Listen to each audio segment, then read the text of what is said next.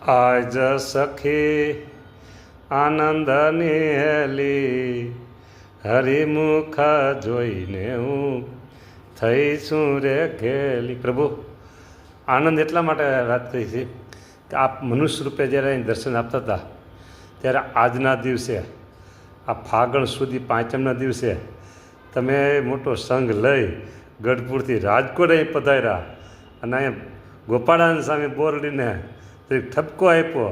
હા, એટલે બોરડીએ કીધું મારી ભૂલ થઈ, કાંટા બધા એના ખેરી નાખ્યા. એ આજનો દિવસ પ્રભુ, એટલે આજ તો આનંદ હોય ને.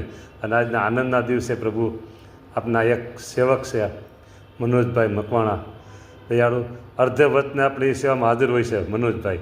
એમના સેવક છે જય, બરાબર, યુવાન છે જય છે. આજે એમનો જન્મદિવસ છે મહારાજ, તો એમને એવા રૂડા આશીર્વાદ આપો હા કે એના જીવનમાં ખૂબ સારી પ્રગતિ થાય, નિરામય દીર્ઘાયુષ, જીવનનો ખૂબ આગળ વધતા રહે અને સત્સંગમાં પણ પ્રભુ આગળ વધે એવા જયને આશીર્વાદ તમે આપો.